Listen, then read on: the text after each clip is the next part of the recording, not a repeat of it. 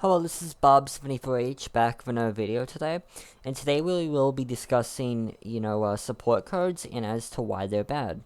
So, my first point I generally use as to prove this is I say that they're bad because, they're not really advancing the archetype per se. A lot of them are band-aids, like they're fixing internal issues of the deck while not actually progressing the power of the deck.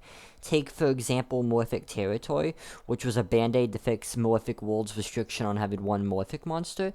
And take the Pacific Sacred Beast support cards, which prevent them from having to have the cards face up. They can instead tribute them face down like it was originally in the anime. Anyways, they had to band-aid those fans because they purposely made it weaker so that it wouldn't be broken. Like they intentionally nerfed it in fear of it being broken. Anyways, back onto what I was saying. These sort of fans do not advance the archetype. What they do is they almost drag it down farther, because what they're doing is they're giving these random eclipse spells, which again, can't really be used elsewise because again, they're just band-aids.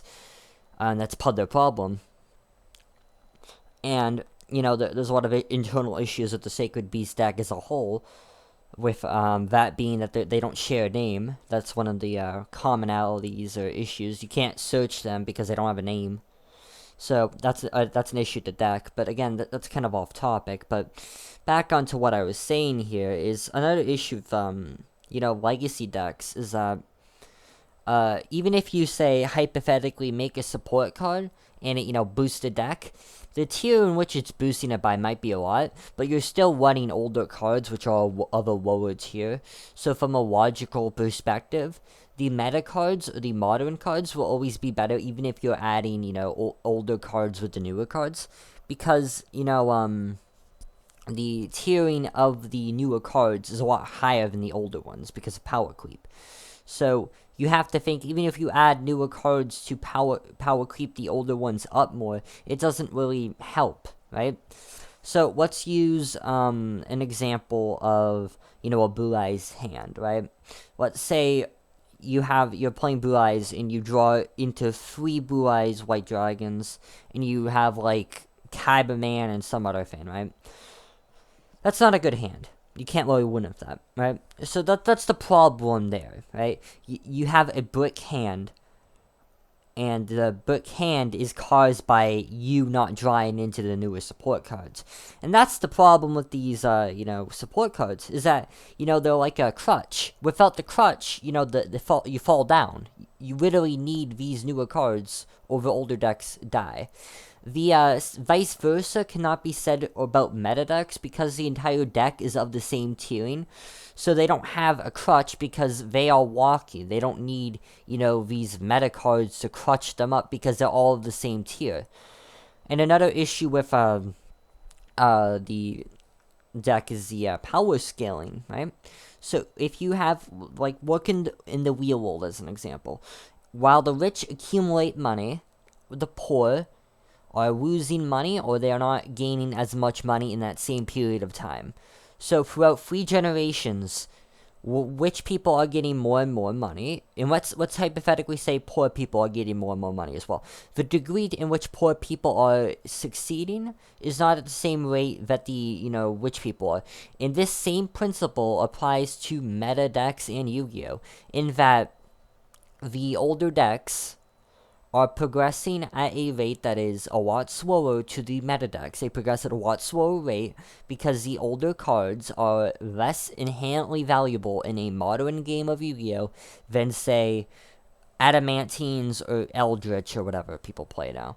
The thing is with that, though, is that argument holds true because even if you amp the older decks by, say, 100 times, these newer decks, once they get a new support card or whatever, they'll be amped by 1,000 times. That's the issue there. The percentage of the amp, or percentage of the, boost of these newer cards is a lot less so than the newer cards given to, more new decks. That's not because the newer cards for the, legacy decks are bad. It's because the base set of cards, the cards that the deck is based around, are not really that good.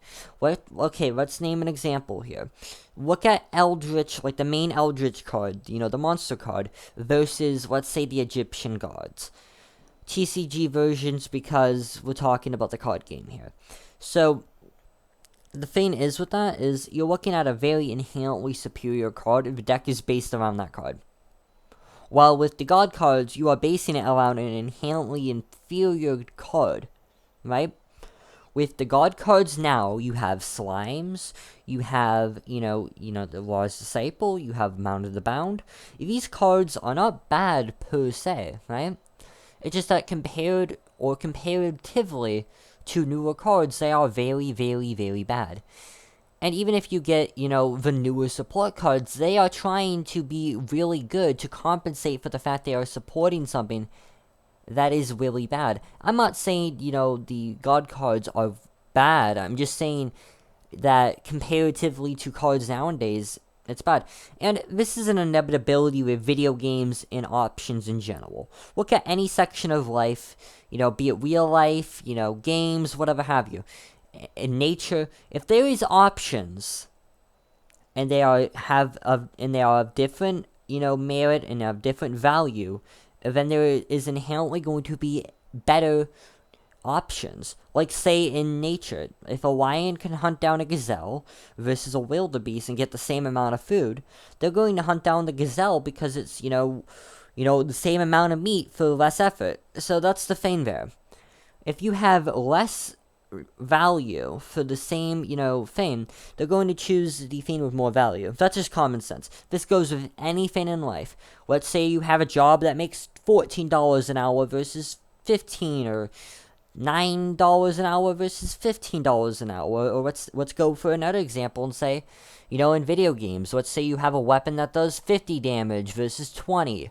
Of course, there are other factors to consider within these examples, like what weapon goes faster, or, maybe the one animal has, less muscle or whatever, with the lion example, that is.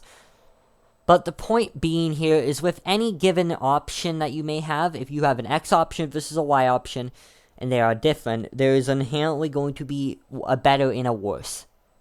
The idea, though, in video games is to have those options be as comparatively good as feasibly possible in video games, so it's balanced, right? You want a comparative level of power to the most extent that you can achievably maintain, right? Achievably get, that is. So you don't want a Meta Knight where you can only play one character, right? You don't want that sort of thing. You want it so that each option is equally as viable as the other. And of course, you can't have a perfect option, right? Because there's always going to be better options. Because this is reality, not fiction. There's always going to be better options. And the same goes with fiction, too. But that's a bit more nuanced because there's ideas that can inherently perpetuate a character higher or lower, whatever. So back on what I was saying about the the video game example. You want it to be of a comparative level, and you will get these, meta tards, so to speak. They'll stand for the modern game until the life depends on it. And they'll say, well, there was Yada Garasu, there was, Goat Control. It's like, okay, but these were select few decks, and even then so, comparatively to the rest of the game, they weren't insanely broken. You could still play against them. You could still play over them, right? Yada's a pretty weak monster. You can knock it down if you have a monster in hand that is good enough to defeat it, right? So you have to think that there was outs to these sort of decks. And that's the issue with the modern decks. There's no out to them. Well, I'm going to use a hand trap. Well, the hand trap doesn't matter because the speed in which the modern deck is going compared to your stupid hand trap isn't anything. You negate one thing they do, they'll have 60 more plays. It doesn't mean anything. And again, I want to bring this up here because I won't have another chance to do it. But, I think modern cards are pointless in the sense that they're all the same thing, sort of. They all do the same, sort of search and summon. as every other card that exists.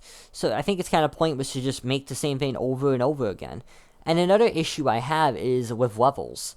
What's the purpose of levels if you can just spam out, like, level 6 monsters? Like, it doesn't make sense. Rush Duels even, they narratively took away the purpose of levels. Not narratively, but they did take away the purpose of them by having everything summonable, like, normal summonable. So, that kind of proves that levels aren't really even a thing anymore. Which begs the question, why are they used when, the purpose behind them, which was to slow down the game, where you could only get bigger monsters if you had to set it up. Which is why it was more balanced, because you had to set up your plays to get to that point. And even with, you could say there was like special summon spam. And again, that was a thing, I'll give you credit. But if you look at, the Doctor Collector versus Vidi duel, like this was in the Yu-Gi-Oh! GX anime, you can see that these, plays do require considerable setup. Like, they're not easy to do. Versus, say, like, a modern deck, which is, like, one card can get into, like, the same sort of 5-chain combo as, like, what an older deck could do with advanced setup. Again, mind you, when I mean advanced setup, I mean, like, you summon a monster, you, like, equip a card, you have, a very specific interaction you have to do with, with summoning a lot of monsters in one turn. So this idea that it was just like a commonality where you just spammed isn't true.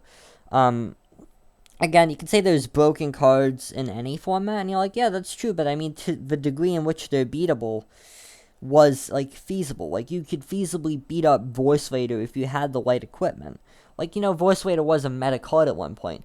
But the thing is with that is there was a point where you could feasibly beat it, right? Like, I could bring out, like, a deck from the same era and beat it. Like, with nowadays, the power quiffing just makes it so any older deck is just non-existent. Which is why, set rotations exist in Magic and Pokemon. They realize that if they had the game long running, it would just be insanity, right? It would be completely pointless anyway, right? Because if they have, this power ceiling, it would make it so that the old cards aren't playable anyway. So, yeah. Again, there's another point I have to make here, and, which is that Yu-Gi-Oh! As a game was not actually meant for this type of interaction, which is part of the reason why it's as broken as it is, because there's no checks and balances to keep, 50 monsters a turn and being unable to play, in check. Plus, most people don't like the whole having to read a textbook thing with the newer cards, and I can't blame them. I'm not saying that I can't read, like, a essay. I'm just saying, to play a game, most people don't want to read a whole essay. And I think support cards are kind of stupid as well, because older players aren't going to play these cards anyway. Like, they're kind of already out of the game. They think it's stupid. They're like, well, why is there these, like, fucking arrows? This shit's stupid. That's what they think. And I say that as, like, a person who is, sort of a part of this group. Like, I'm saying that as a part of this group. I know that that's what, like, collectively, that's what we kind of think on that matter. And I'm not saying it's right or anything. It doesn't have to be right. I'm just saying it's what the crowd thinks. They don't really care. And at the most, I've seen is that they'll buy, like, collector's cards because they're, of the things that they like. Like, at the most, that's what they'll do. They won't play with it. Or, like, use it in a game or anything. They'll just, like, keep it for, like, the sake of having it, pretty much. And back on topic to, like, the whole gameplay and power scaling argument. I want to bring this in here because it's a good topic to bring up here. Anime cards in general are kind of stupid with the way Konami handles them. They changed them entirely to how they were in TCG, how they were in the anime. And that begs the question as to why change them entirely to begin with. It's like, if you're going to adapt this anime card into the TCG, then why change it? Like, why not make a new card if you're going to change everything about it? There's no point of adapting an anime card if you're going to change everything about it. And at that point, it's not even the anime card anymore because you changed everything about it. It's like if I change my hair to, like, pink and I, like, do a face shifting thing or whatever, and I, alter my body to look different, then am I still the same person anymore? Obviously, I'm not visually the same person, but if I change my mentality as well, I wouldn't be the same person. The vice versa applies to, anime cards too. So if you change everything about this, anime card, then it's no longer the same thing. The same thing, this example can be proven with things like, Castle of Dark Illusions and things like the Divine Serpent Gay. Anyways, if you kind of like this rant and or tangent here, feel free to subscribe or, hit the like button. Anyways, this is Bob74H signing out.